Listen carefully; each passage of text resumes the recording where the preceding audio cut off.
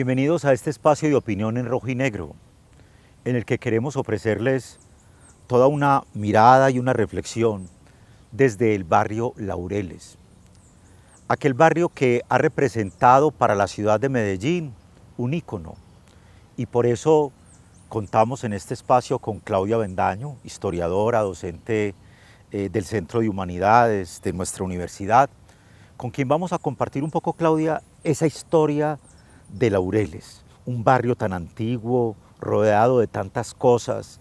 ¿Qué podemos hablar de Laureles y de su historia? La historia de Laureles es divertida en cierta forma. Y también habla de la historia de Medellín. Hay una particularidad. Las clases altas, la élite de Medellín, ha tenido una costumbre y es moverse a lo largo del Valle de Aburrá. Se amañan en un lugar, ese lugar se vuelve muy especial, cuando les deja de gustar, se empieza a acercar demasiado la gente a ellos, se trasladan para otro, y desafortunadamente así lo hemos hecho todos en Medellín. Conseguimos un poquito más de platica y nos vamos para otro barrio, conseguimos otro poquito y nos vamos para otro, hasta que terminamos saliendo, yéndonos de Medellín a vivir a las afueras.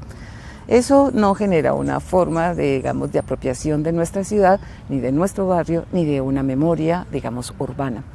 Laureles tiene la particularidad de que es el sueño de un grupo de personas que vivían en lo que hoy conocemos como el barrio Prado, que era el barrio más elegante, el barrio de la élite, pero se le empezaron a presentar tres problemas.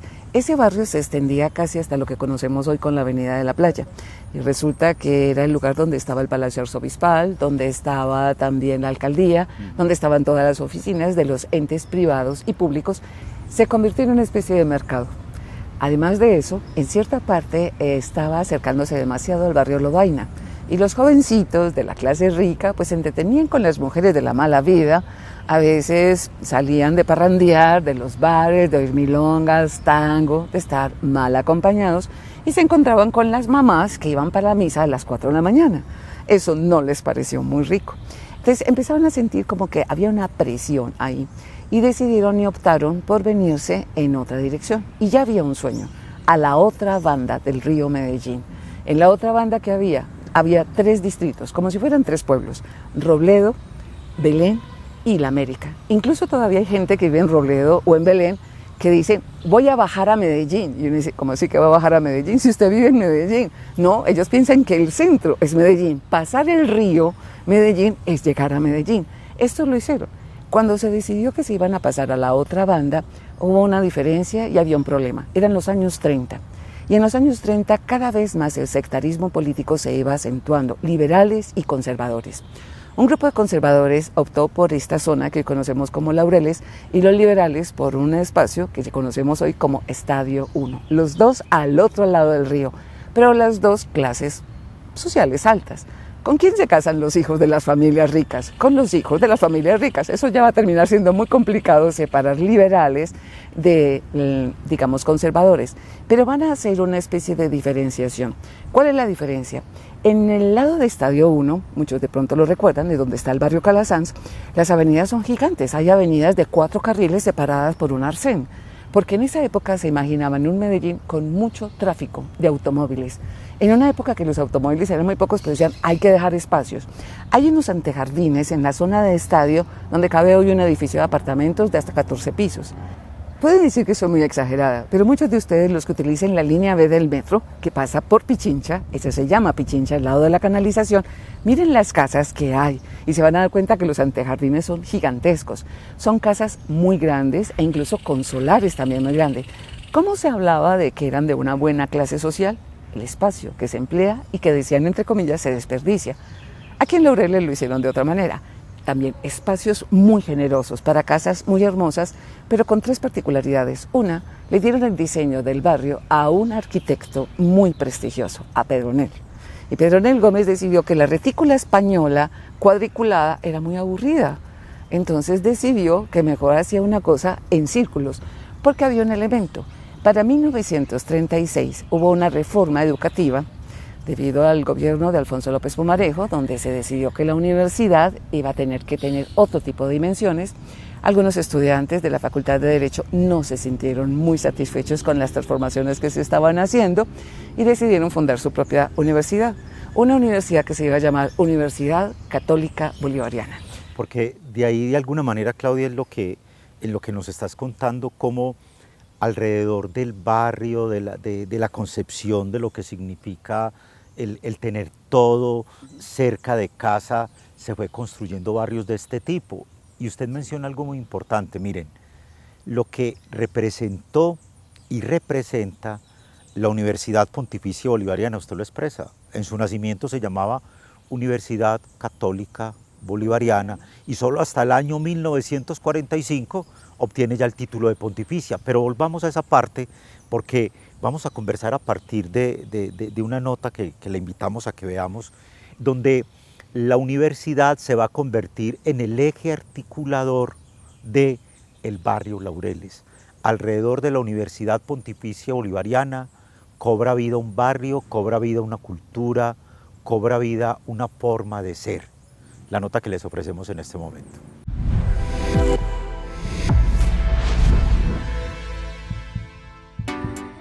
Ese barrio Laureles nace para una élite y esa élite va a ser fundamental en Medellín, sobre todo cuando se piensa académicamente. Entonces resulta que en la Universidad de Antioquia hay un problema y esos profesores que echan de la Universidad de Antioquia buscan refugio en la Iglesia Católica. Y la Iglesia Católica arma en este sitio una universidad católica. Y esa universidad católica le va a colocar como nombre Universidad Católica Bolivariana. Esa Universidad Católica Bolivariana va a quedar inserta en un nuevo diseño que va a tener Medellín. Y ese diseño es el diseño del maestro Pedro Nel Gómez. Esa universidad va a ser muy importante para este barrio. ¿Por qué? Porque va a tener un templo. Va San Joaquín a tener el templo más grande de la zona. Pero que uno pueda ir al templo de la universidad, a la misa rectoral, los domingos a las 12 del día, eso es fundamental. Eso no es lo mismo que ir a un barrio con un sacerdote diocesano, pero que no tiene el puesto de rector de una universidad que ya está siendo de prestigio porque está colocando el pensamiento de la universidad en la sociedad. Y tengamos en cuenta que esa universidad nace con colegio y con una primera facultad. Y esa primera facultad es Derecho. Tener la posibilidad de empezar a plantear la norma y la ley para la sociedad pegada al cristianismo y a la religión es el baluarte fundamental de esta universidad en un barrio como Laureles. ¿Por qué? Porque va a tener una vía principal como la 70 que comunica todo el barrio a un templo y a un auditorio. Fuera de eso, crea un campus universitario muy grande para su momento y empieza a crear edificios también simbólicos, unos edificios que van a ser muy importantes para poder decir que yo vivo en un barrio con universidad. Esa idea de vivir en un barrio con universidad es fundamental. ¿Por qué?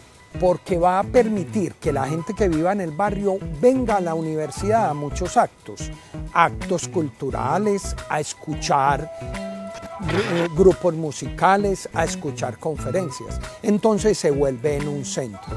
La universidad hace una contribución muy importante, sobre todo con el ecocampus.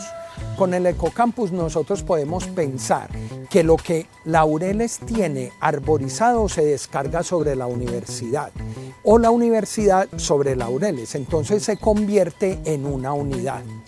La universidad contribuye al barrio Laureles con otra cosa muy importante y es la internacionalización de la universidad. La gente que llega del exterior a esta universidad a estudiar, ¿dónde va a vivir? En el barrio más cercano a ella. Pensemos que uno de los factores para que hablemos de que Laureles sea un barrio cool es el rumor afuera de este país de quien vino a esta universidad, estudió en ella, vivió en este barrio y regresa a su país a hablar de la ciudad que él entiende.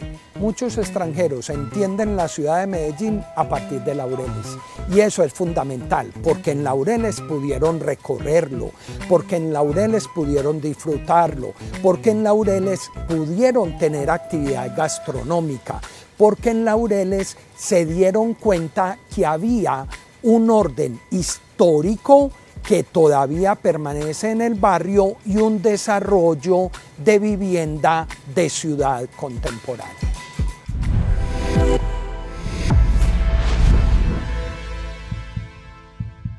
Como nos acabamos de dar cuenta, nuestra universidad ayudó a conformar el barrio Laureles en términos de imaginario, porque lo escuchábamos del profe Hernán. Tiene capilla o templo, es toda una estructura, es una zona verde, es un ecocampus en este momento, pero también toda la comunidad se reúne, Claudia, alrededor de la universidad, y entonces ven la universidad la oportunidad de venir a misa a las 6, 7 de la mañana, pero también de caminar y hacer sus recorridos. Es muy común encontrar la gente trotando y haciendo ejercicio alrededor de toda la circunferencia de la universidad. ¿Cómo es ese momento en el que la universidad se vuelve también un referente para el barrio y sobre todo determinante para su concepción de cultura misma, de actividades? En un momento histórico confluyen muchas cosas. El deseo de las familias, de la élite, de trasladarse del lugar, el deseo de fundar una universidad para los que se salían de la Universidad de Antioquia y un desarrollo en estos espacios. Cuando los abogados compraron, los estudiantes y las personas compraron este territorio, era un terreno que la gente dijeron, qué pena la palabra que voy a emplear, pero lo dijeron, godos pendejos, porque habían comprado una tierra en los meandros del río Medellín. Ese río Medellín, que no estaba canalizado hasta aquí todavía, era de una humedad grande. Sin embargo, muchos tuvieron una visión distinta. Era un espacio llano, perfecto, que permitía una visibilidad de las montañas, de las que nos sentimos tan orgullosos, y era ideal. E incluso cuando se pensó en la construcción de la universidad, intervino también nuestro arquitecto famoso, porque la diseñó en forma redonda, así como estabas diciendo, circular. Incluso se iban a hacer 4 edificios en forma de cruz. De esos 4 edificios, desafortunadamente, solamente construimos el 6 y el bloque 7, que son parte de lo que iba a ser la cruz. Se supone que ellos iban a prolongar en ese terreno, que es una cosa amplia, y así íbamos a marcar lo que a veces es el dolor de cabeza para algunos taxistas o para algunas personas, que son las circulares, las transversales y las diagonales, porque a veces es un poco dolor de cabeza, porque a medida que se van alejando de la universidad se hacen cada vez más amplias, entonces tienen que estar atravesadas por diagonal. Lo que hace es que la arquitectura sea más diversa, crea unos espacios de una mayor intimidad, curiosamente, y de una manera paradójica, al mismo tiempo crea unos espacios de comunidad.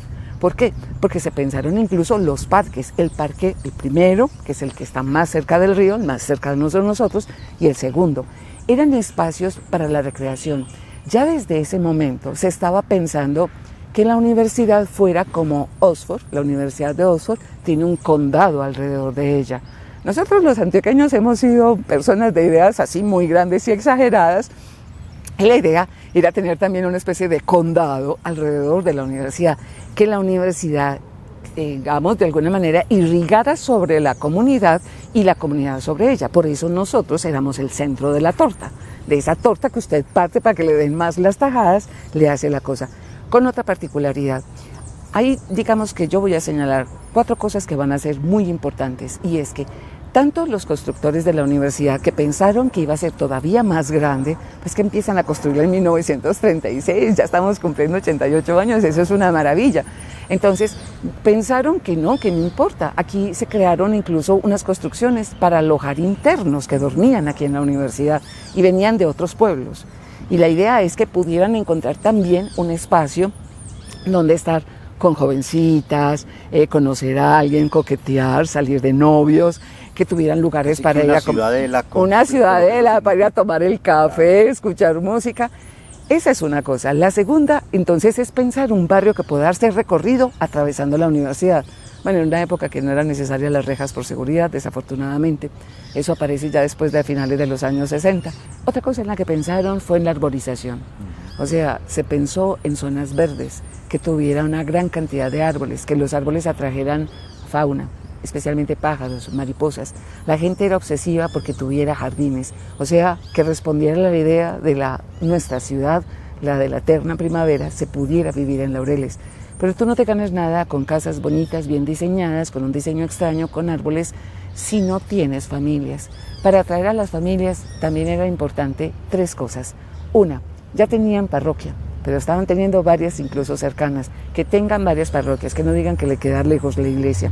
Segunda, que además de tener universidad tengan colegios, que tengan centros de salud, en esa época se llamaban dispensarios, pero fundamentalmente también espacios de un esparcimiento cultural, donde no solamente fuera juerga, que era lo que no querían, sino espacios donde se enriqueciera el alma y el espíritu. Desde ese momento estaban pensando en crear espacios para que hubiera teatros, espacios para el cine, para las representaciones de arte dramático, de música, incluso escuelas de música en esta zona. Y eso da pie lo que usted comenta, Claudia, con que indiscutiblemente ese Laurel es tan rico en tantas cosas, es rico también y sobre todo en cultura, lo que representa la cultura para el barrio, lo que nos encontramos culturalmente en Laureles. Pues bien, una líder de la acción comunal nos compartirá su experiencia y sobre todo su saber con respecto a la Laureles cultural y recreativa, la nota que les ofrecemos en este momento.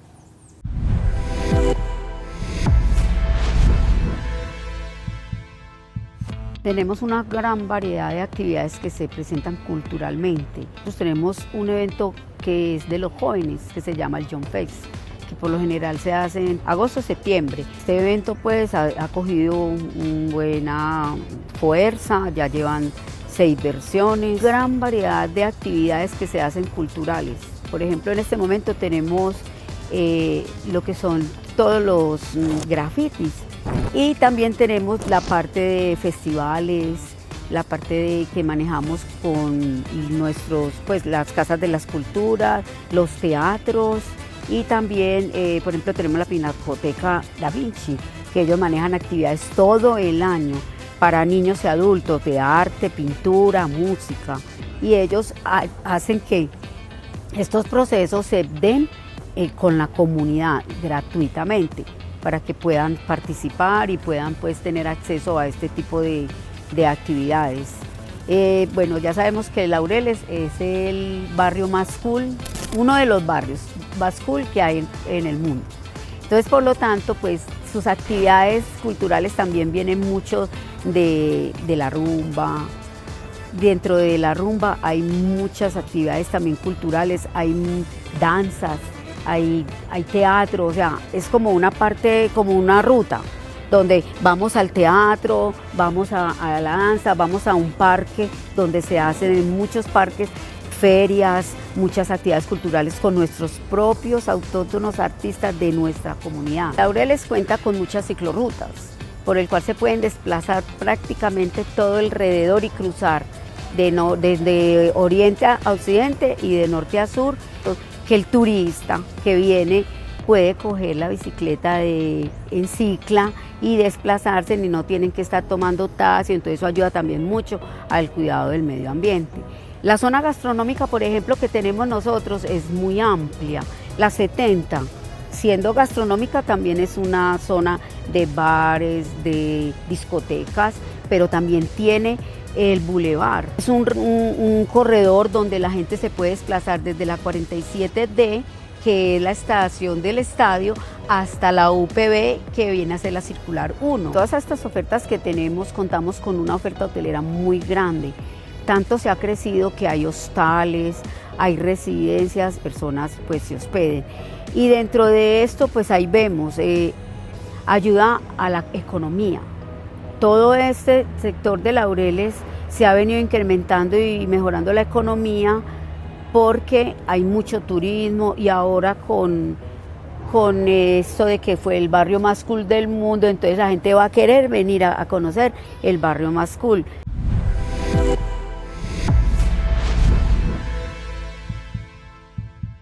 Laureles como espacio de diversión, de cultura, como una oportunidad incluso de diálogo, Claudia, como una oportunidad de saber que las conversaciones se hacen en un café, los restaurantes con grandes balcones, lo que nos gusta a los antioqueños, de poder mirar al otro mientras conversábamos y tomarnos un café y de pronto tardear, como solíamos utilizar esas expresiones, pero donde convergen también gran cantidad de extranjeros que eligen Laureles para vivir, pero también la importancia de cuidarlo, como lo escuchábamos en la nota, y cómo alrededor de ese cuidado está algo tan importante, y es esa relación entre lo público y lo privado, recuperar de nuevo esas iniciativas. ¿Qué decir finalmente al respecto? Es algo muy importante. El surgimiento del barrio de Laureles se da por una confluencia de lo público y de lo privado. Hay que comprender que muchos de los que fueron los primeros habitantes de Laureles eran a su vez el alcalde de Medellín o el gobernador o incluso la familia del mismo obispo en aquel entonces o después del arzobispo. Las familias vivían aquí en Laureles. Son gente que le interesa no solamente el mundo de lo privado, sino que están comprometidos con el mundo de lo público. Esa conversación de lo público y lo privado hizo que Medellín fuera una de las ciudades más destacadas durante muchísimo tiempo. Desafortunadamente, por las condiciones sociales, económicas que va a atravesar nuestro país, nuestra ciudad misma, esto se va a ir perdiendo. Pero una de las ideas que ha estado germinando desde hace mucho tiempo es volver a recuperar esa especie de diálogo constante entre lo público y lo privado. ¿Por qué? Porque esa construcción del diálogo entre lo público y lo privado es lo que permite construir ciudad, permite construir ciudadanía. Un comportamiento ciudadano no solamente es el privado que cuida su casa de la puerta para adentro, no, el ciudadano es el que se preocupa también de su casa que está por fuera de su puerta. En esa condición sabemos que Laureles está atrayendo a muchísimos extranjeros precisamente por una gran cantidad de condiciones que tiene Laureles, pero en ese concepto de la gentrificación no es que llegan unos y se van otros, no. La condición y lo que se busca es mantener ese diálogo con personas desde fuera que están encontrando que este barrio les proporciona aquello que ellos sueñan y que han idealizado. Pues si lo han soñado y lo han idealizado, es mantenerlo. ¿Pero mantenerlo con quién? Con los habitantes también. Porque es que los habitantes, los que habitan los espacios, son los que le dan el espíritu, la energía, la fuerza. Un espacio, cuando uno habla de urbanismo, no es de cemento, no es de tejas, de acero, no es de asfalto. Cuando uno habla de urbanismo, es la memoria viva de los pueblos.